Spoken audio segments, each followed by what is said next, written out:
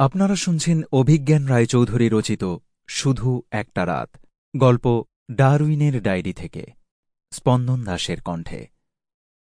বিশ্বজিৎ দা সেদিন হঠাৎ ঝড় তুলল। ফুটবল ক্রিকেট নয়, রাজনীতি নয়, খাওয়ার কথাও নয়, একেবারে চার্লস ডারউইন। কথা হচ্ছিল শাগনিকের জাহাজে করে আন্দামানে বেড়াতে যাওয়া নিয়ে। সেখান থেকে একেবারে চার্লস ডারউইনের বিগলে করে সমুদ্রযাত্রায়। হঠাৎ প্রসঙ্গ পরিবর্তন। এটাই বিশ্বজিৎদার স্বভাব। কিছু একটা বিষয় নিয়ে পড়াশোনা করলেই হল, কোনো না কোনোভাবে বিষয়টাকে তুলবেই। বিশ্বজিৎদা বলতে শুরু করে, ডারউইনের কেরিয়ারটা আমারই মতন।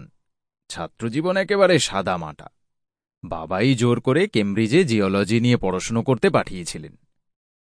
কেমব্রিজ থেকে বাড়ি ফেরার পর উনি একটা চিঠি পান ক্যাপ্টেন ফিৎজরয়ের কাছ থেকে। উনি বিশ্বভ্রমণে বেরোচ্ছেন, একজন প্রকৃতিবিদকে জায়গা দিতে পারেন, তবে সে বাবদ উনি কোনো রকম টাকা দেবেন না। ডারউইনের হার্টের প্রবলেম ছিল, বাবারও আপত্তি ছিল। তা সত্ত্বেও ডারউইন ওই দীর্ঘ সফরে বেরিয়ে যান। বলতো, যাত্রা শুরুর সালটা কত ছিল? আমাদের নিরুত্তর দেখে বিশ্বজিৎদা দ্বিগুণ উৎসাহে বলে ওঠে, তোরা পড়ার বইয়ের বাইরে কোনো কিছুই তো জানলি না। শুনে রাখ, সালটা ছিল 1831। আর দিনটা ছিল 27শে ডিসেম্বর। খোলা দরজার সামনের চাতালে জুতো খুলতে খুলতে অনিলিখা বলে ওঠে। অনিলিখাকে দেখেই বিশ্বজিৎদার সমস্ত উৎসাহ উবে গেল। উবে যাওয়ারই কথা। অনিলিখার সামনে আর জ্ঞান জাহির করা চলে না। এমন কোনো বিষয় নেই যা অনিলিখার অজানা। অতীতেও আমরা এর অনেক প্রমাণ পেয়েছি। অনিলিখার কথাই আমাদের কাছে বেদবাক্য।